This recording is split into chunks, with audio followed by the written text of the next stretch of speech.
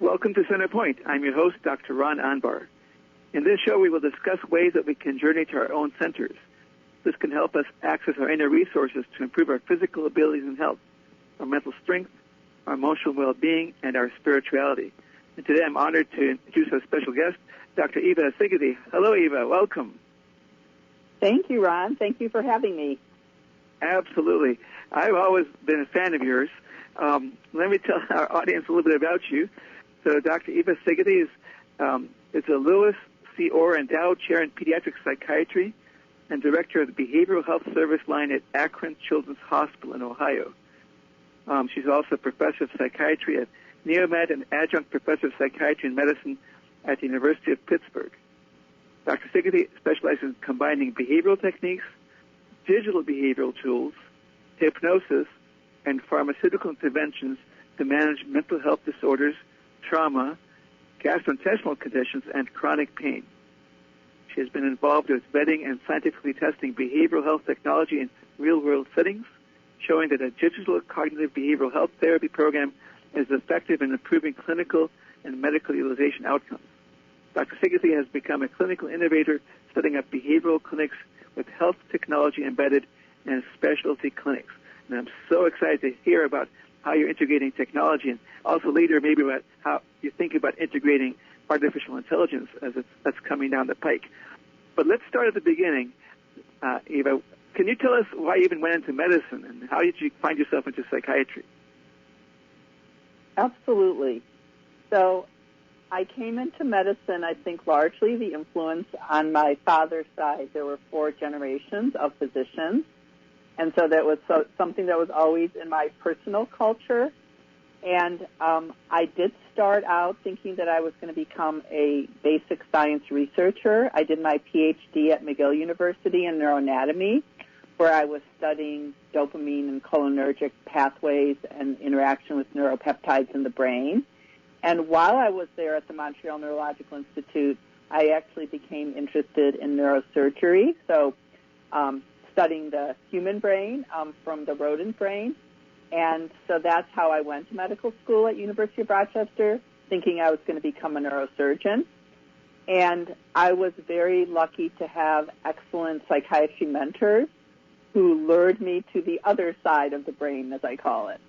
So I was always very interested in the mechanisms by which we behave and think and feel.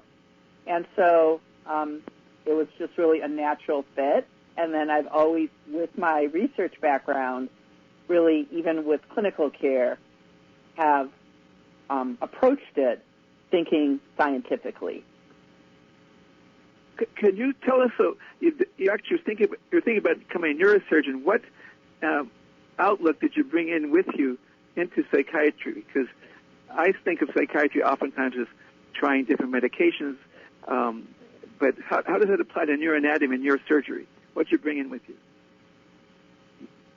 2 things I brought in with me is one, sort of a surgical approach to psychiatry, so being very solution-focused and looking for the path that would be the best healing for the patients. And I have been fortunate to really work with the elderly first, then adults, and then child and adolescent psychiatry is where I ended up calling home. But I think the other place what I was able to bring is really thinking about, even as we're applying our psychotherapies or our psychotropic medications, really thinking through what brain pathways are we influencing, how are we influencing growth, neurotropic growth of different pathways, and taking that information and explaining it to my patients in ways that they could understand that help motivate them to stay more adherent with the treatments I was recommending. Cool. So, all right, so you decided to go to psychiatry, but psychiatry is a very broad field. How did you narrow it down to what you ended up doing? So I was fortunate to do my child psychiatry fellowship at Boston Children's Hospital, and there they have a very strong history in the interface of behavioral health and medical conditions. And so it just so happened that my office as a fellow was very close to where the pediatric gastroenterologists suite was. And so in that area, I became very interested as I talked to the gastroenterologist specifically about brain-gut interactions and specifically inflammatory bowel disease.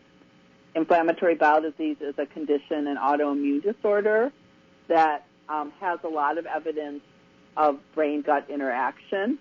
And so I, even as a fellow, got my first grant funding in addition to practicing as a clinician, was able to begin to study how can we use cognitive behavioral therapy skills, so therapy skills that help people feel better, think more positively, behave more adaptively to solve the problems they're dealing with.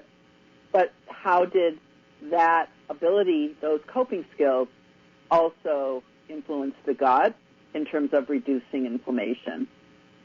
Can you give us a bit of a primer about the brain-gut connections? What does that mean? So the brain-gut connection is that one of our largest nerves that connect the brain and the gut is the vagus nerve. It's really the highway between the brain and the gut where all signals are transmitted. And so through that highway, when things are happening in our gut, when we're having pain, when we're having changes in our bowel movements, that is felt by the brain, and not only in the brain to make us take the right action to relieve those symptoms, but also affecting our emotions. And then if pain or our motility in our gut is affected negatively in a sustained way, it can cause things like depression. It can cause things like anxiety.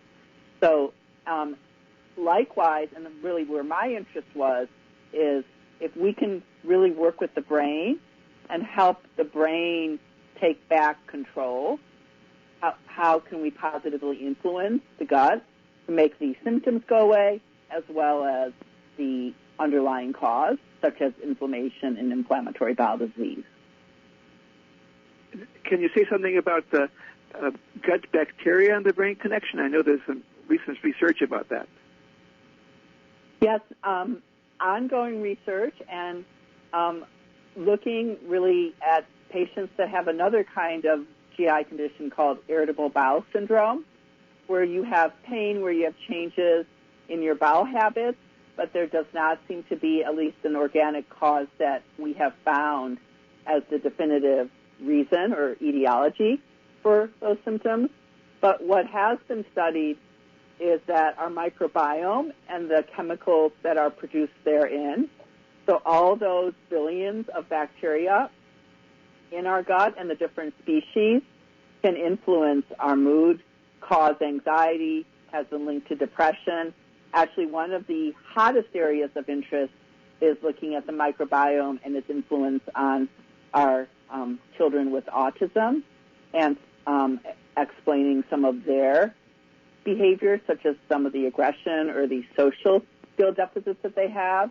And I think what's really exciting there is there are studies going on right now how not just the state of mind, so helping patients calm themselves in different ways can have a very powerful parasympathetic soothing effect in the gut, but that also certain diets, so diets that are low in processed foods, can alter the microbiome and lead to resolution of some of these behavioral symptoms. Is there any evidence that thought process can affect the microbiome directly? I guess you mentioned calming. Does that affect, will that change microbiome in any way? You know, I don't think we have looked at it with that level of precision. With the advancement of imaging techniques and the resolution we have with functional imaging, so really looking at the moving brain in real time, when we have people do certain tasks, we can measure if their perception of their symptoms in the gut is any different. So it's been used for study of abdominal pain. But I think we're still making these as inferences, not truly causally related yet. Yeah. So can you give us an example of a patient that you did some cognitive behavioral therapy that affected the gut? How does that work? What does that mean? So a 15-year-old adolescent coming in with abdominal pain and diarrhea.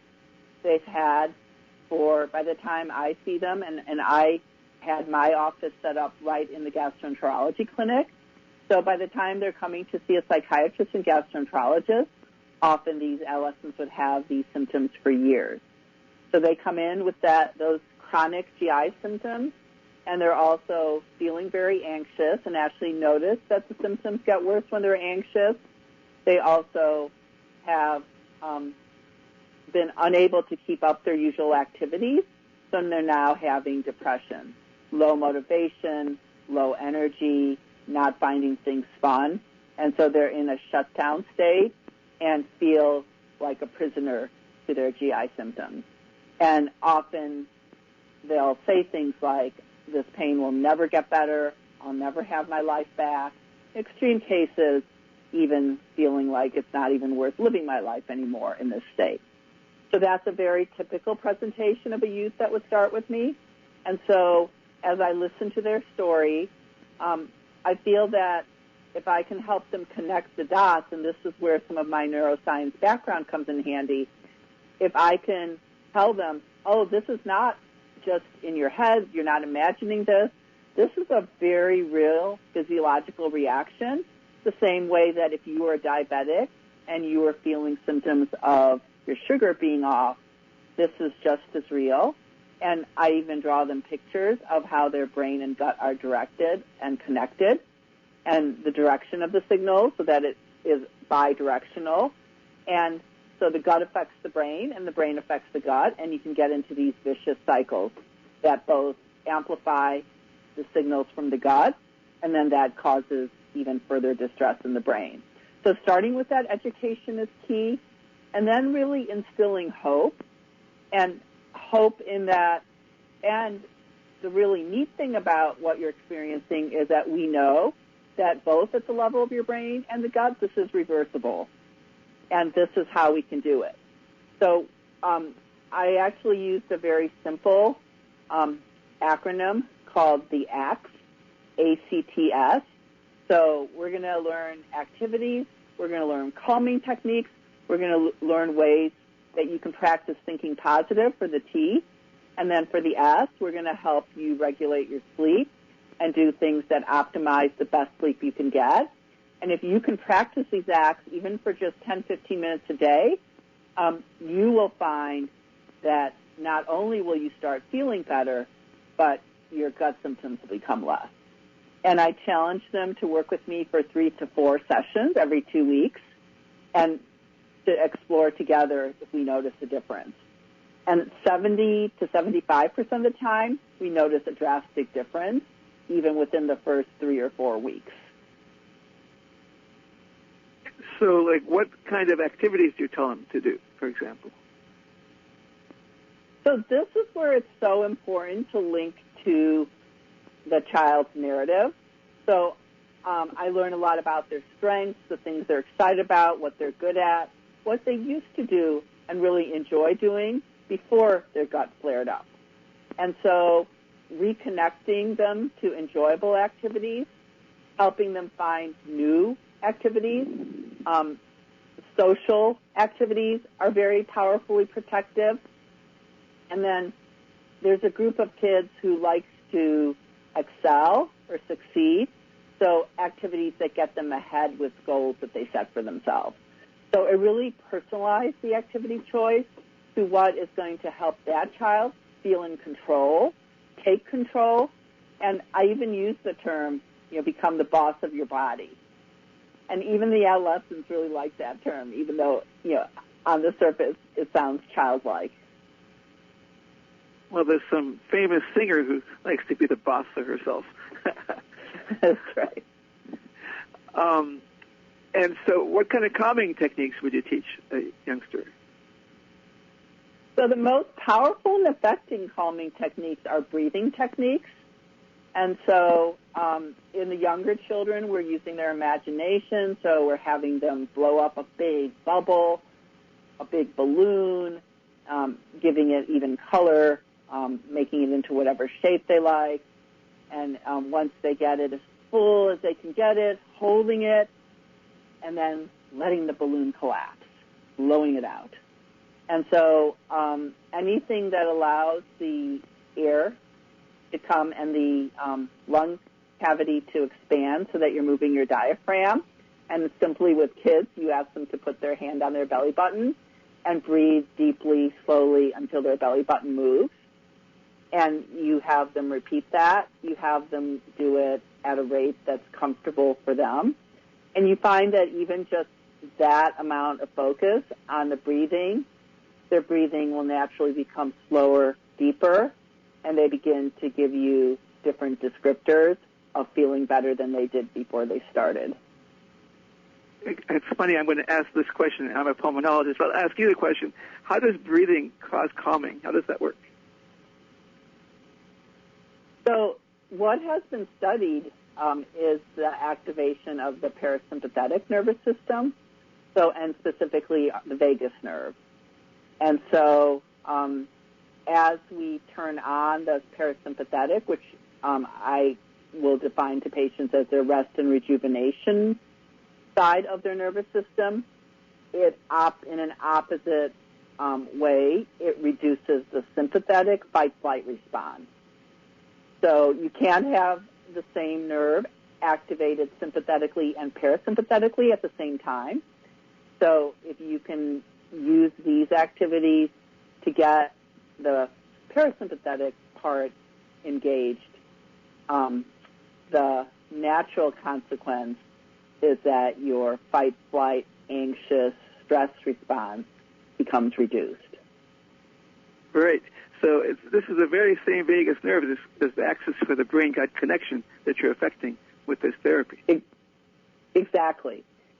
And, I think that, some of the most exciting work on the vagus nerve, since we're talking about that, is, in many hypnosis courses, you hear about the polyvagal theory, that not only is the vagus important as this brain-gut highway, but it's really intricately connected to our social connectivity, our ability to self-soothe, our emotional regulation, and that the more that we can actually activate what's called the ventral vagal part of the vagus nerve, it helps us in these other ways with being able to regulate our emotions differently and take advantage of social connectivity that can also be very soothing and necessary for our well-being. Now, we talked about the ACT acronym you use, activities, calming, positive talk, and sleep, if I got it right. It seems to me that same acronym can apply to any illness or any mental health issue. Am I overgeneralizing, or do you think this is a broad kind of way to approach to life? That is a very wonderful, I think, way to approach life, and it's logical. And I actually took that off of one of my first mentors, one of the true grandfathers of pediatric cognitive behavioral therapy, John Weiss. John Weiss, when I knew him, was at UCLA. Now he's at Harvard. And he actually developed a model for cognitive behavioral therapy called PASCIT, which is primary and secondary control enhancement therapy. And his model was that, if there's things that you can control, change what you're doing to take control.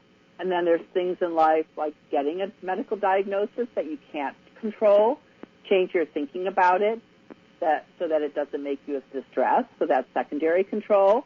And so he wove these together into, his ACT was all the things you could do that was different letters for the acronym, but his ACT were the primary control skills you learn. His THINK acronym was the secondary control or cognitive reframing techniques, and then he'd put it together into plans for kids. His therapy was designed to be delivered over 8 to 12 sessions and proven with many studies to be very effective. Interesting. So do you find the kids you work with receptive to this approach, or do you ever find kids who are so shut down that they don't want to hear this? Yes, we had really high adherence, and when I actually myself studied his technique in kids with inflammatory bowel disease, and found them to engage and to greatly benefit. That's terrific. Eva, thank you so much for introducing the cognitive behavioral techniques. When we come back from the break, I want to hear, I guess, how you're moving into the 21st century with digital behavioral tools. Welcome back to Center Point. I'm your host, Dr. Ron Anbar, special guest, Dr. Eva Sigeti, who is teaching us about the mind-gut connection and how working on the mind can help improve the gut. And I'm really curious how you're adapting this to the 21st century with digital tools. What does that mean? So, I think the period of COVID gave the entire field of child psychiatry and really all behavioral health the opportunity to bolt into the 21st century when all of a sudden all of the face-to-face therapy that we were all doing and in our offices, playing on our floors, depending on the age of the child, what became impossible there for at least a good year to, in some places, even a couple-year period of time. So many institutions, including my institution, had telemedicine, so video sessions that we already had in place to offer. So I think all of us hunkered down and started offering the therapy connecting by video. But I think when you're working with children and even adolescents, there's importance in making what you're doing fun and in what I call gamification strategies. So how do you have positive reinforcement, either intrinsically because you're not just talking, you're drawing while you're talking, or the child is doing something active in your office or on the screen while you're talking. So one of the fortunate experiences that I had when I was at University of Pittsburgh is the invitation to help the system develop cognitive behavioral digital tools, so programs that could be available that were helpful for adolescents and adults, that would teach them coping skills, that would give them reinforcement for using the app, and that had built into the app texting capacity so that they could stay connected with health coaches who helped motivate them and personalize the skills they were working on. So I was able to be involved in this project and evolve the product at UPMC, making it available to many patients, and including my adolescents who had inflammatory bowel disease. And kids love to be on their iPhones, so this was a safe, secure way. We gave a lot of attention to privacy. We gave a lot of attention to security. We made sure that we vetted all the content in the app. We had a high-quality program for monitoring the coach text interactions with our youth, and we found incredible engagement. And then as we tracked the depression anxiety scores of our kids within the app, we saw a reduction even within the first month, which was remarkable. And so are there like games they play to do calming or things that encourage positive talk? How does that work? So the app that we developed didn't have games. They did have therapists who, were more playful and were positive, so really positive motivators. And the kids really liked that. That was often the feedback we got, is the interaction with the coach was as important to them as whatever skill set they were working on.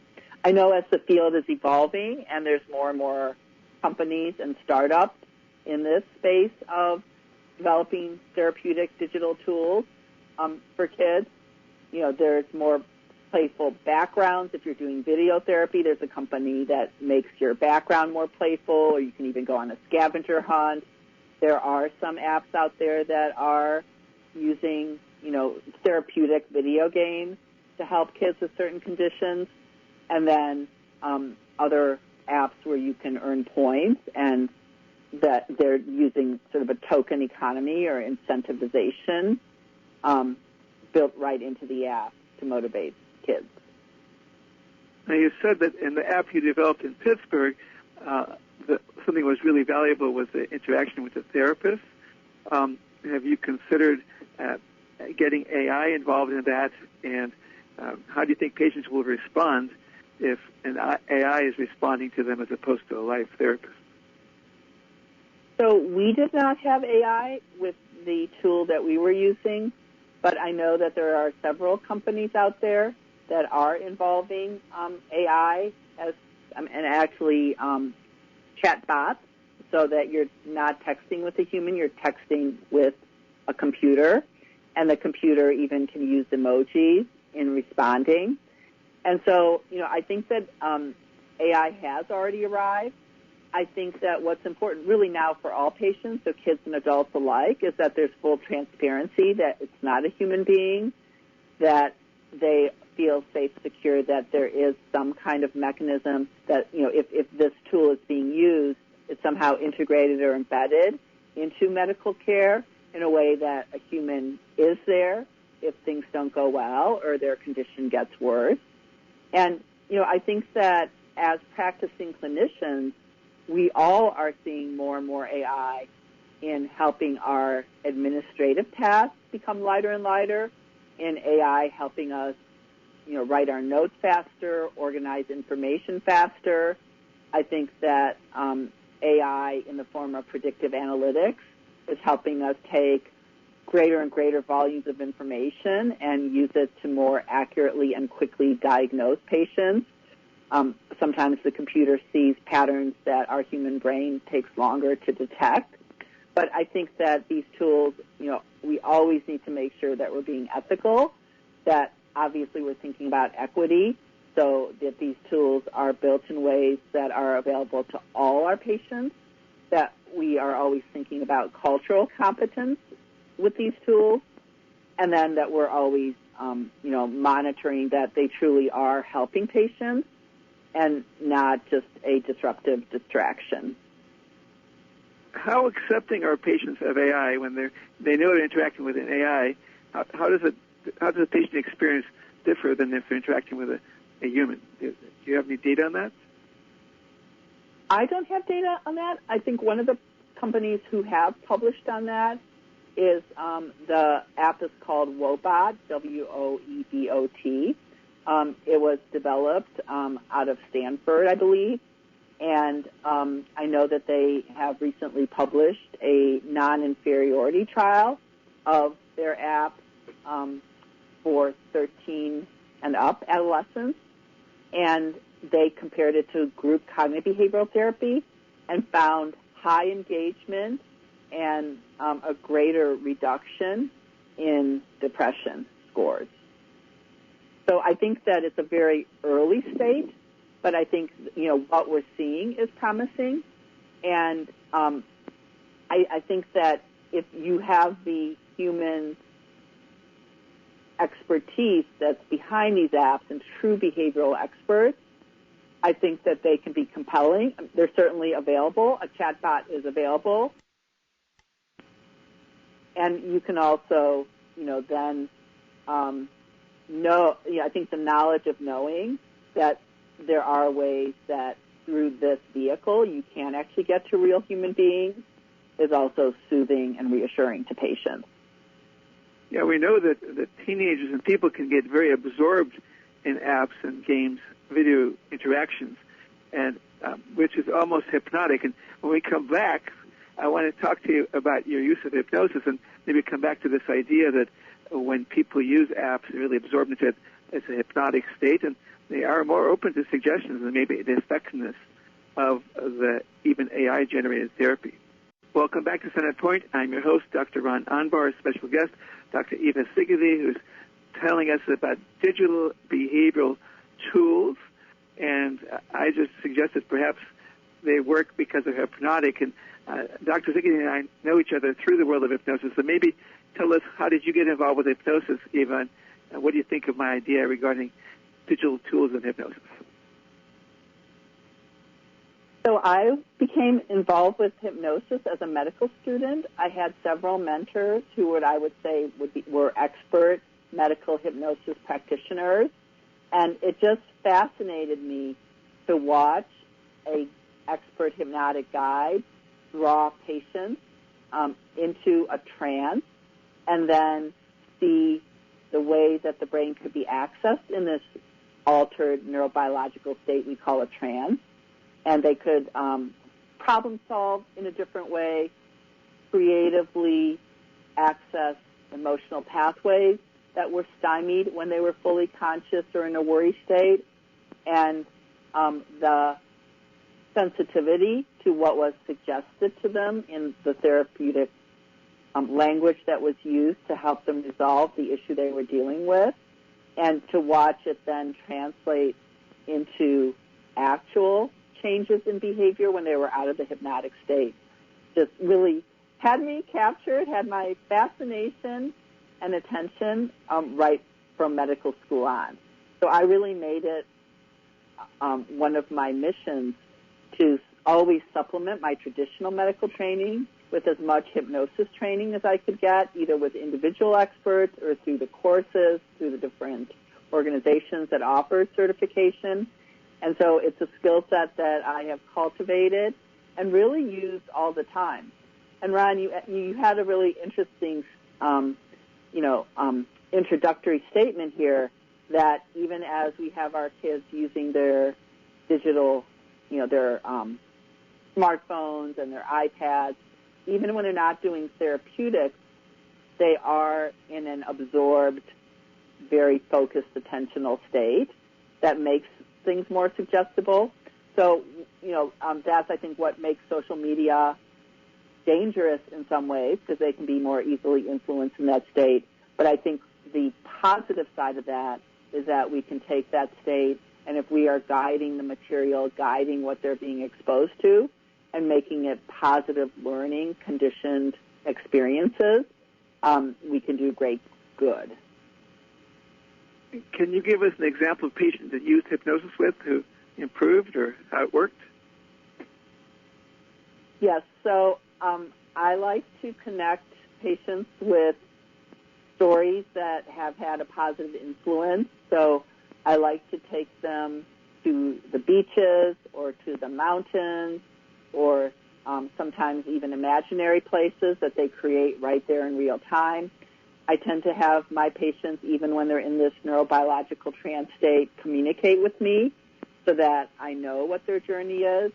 I think one of the most effective ways that I've used hypnosis with many of my patients with chronic abdominal pain is there's a high link between chronic abdominal pain and early traumatic experiences. So we take them back with age regression to that earlier state, that earlier age, and with the safety of me there as a guide with a lot of positive, permissive language, we can help them bring up some of that memory, but just enough so that they can be empowered to change the ending, change the story. And the neurobiological basis for this is fascinating. It's really memory reconsolidation is what it's referred to. And so you're bringing up a memory, which is really just a chemical reaction in our brain, just enough to the surface so that it can be modified and restored without the emotional impact that it had that kept their, anxious or post-traumatic symptoms that are often come hand in hand with what they were experiencing in their GI tract. And so through this process, we're able to, because of the protective effects of hypnosis, because you don't remember things the same way when you come out of a trance, we're not re-traumatizing them. We're, again, altering the experience so that you can't change what happened to them, but if you can help them store the memory in ways that are not so emotionally evocative, it has huge, almost immediate therapeutic benefit. And I've seen that in different versions of patient stories over and over. Fascinating stuff. So you also mentioned that you do pharmaceutical interventions. when do you decide to do pharmaceutical intervention? Is it first line or is it complementary? How does that work? So in this way, I might not be the most traditional child psychiatrist, but I think of medication as an absolute last resort. And there are times when the anxiety or the depression or the behavioral distress is so severe that we really have to use it. There are situations where therapy is not a good fit, but whenever possible, I use behavioral interventions, I use hypnosis, I use the cognitive behavioral therapy, I use getting them back into their life therapy, I call it, so active back into constructive activities. And even when I start a pill, one of my favorite things to my patients is I've never met a pill that has taught anybody to cope. So this medication might help reduce the severity of your symptoms, make it easier for you to focus, but it's really the behavioral strategies that you're going to learn, the new ways to cope, that's going to win the day. You spoke about behavioral strategies. Do you ever do biofeedback or yoga or acupuncture, those alternative therapies? I did study biofeedback. Actually, this was some of my training back at Boston Children's Hospital during my child psychiatry fellowship. I've used, there's these mood dots that you call them. They actually change with change colors with when your skin temperature changes colors. You can buy them on Amazon in packs of 1,000. So anything that tracks physiology can be very useful to alter it. But I find, and I think this is the benefit of being trained as a medical hypnotherapist or being certified, is that you become observant. So I really don't need the equipment to tell me when I can see a patient's breathing change or their state of physiological relaxation evolve. But I think that especially the kids, they really like those mood dots, they're called, bio dots. And acupuncture, any role for that? It's interesting. Acupuncture was studied in some small trials for irritable bowel syndrome. And while there were some positive case reports, I think it helped certain individual patients. Large trials have not been completed that can really tell us, is it a definitive helpful treatment. But I certainly know case examples where it was very effective. So, and there really is, as long as you're going to a legitimate practitioner, there's really very little downside. But I myself don't practice acupuncture. That's a whole other field. I think it takes 1,000 hours of training or more. Exactly, to become that legitimate type, correct. Well, when we come back, I'm going to ask you about what lessons have you learned in your illustrious career that people can apply today to improve their health. So I'll let you have a moment to think about it. Welcome back to Center Point. I'm your host, Dr. Ron Anbar, a special guest, Dr. Aoife Sickety, who's sharing so much of her exciting and interesting information. Eva, are there new therapies that you're just doing research on that you might implement more widely, you think, in the future? One of the areas that actually just had its first application get FDA approval is transmagnetic stimulation applied to adolescents. So it's already being used pretty broadly for adults with refractory depression and OCD. But it's exciting that some of the trials for treatment refractory depression in adolescents, 13, 14-year-old and up is, I think, the age range that it's been most studied, are showing some very positive results. And, I think that it is, you don't have to be put under anesthesia like ECT. And the side effects, at least from early reports, are very tolerable and much less than what many of our psychotropic medications have. And this therapy is administered how frequently and for how long? So there's different models. There's a model that is doing a rapid response. So many applications over a one-day period. Then there's some that are doing it more spread out. So I think that's what the field is still figuring out, is what is the optimal dosing strategy, to both get an initial effect, but then keep that effect and keep the depression in remission for as long as possible. Exciting to have new kinds of alternatives for our patients. So in our last segment, I'd like to ask our guests if they could give 3 tips to our listening audience based on their experience to help improve their lives. What 3 tips would you give? So I have been very lucky to have a very rich career, and which continues, and to really do all the things that I set out to do. So a clinician, a researcher, taking my research, applying it to actually implement and change how mental health is delivered in real-world practices.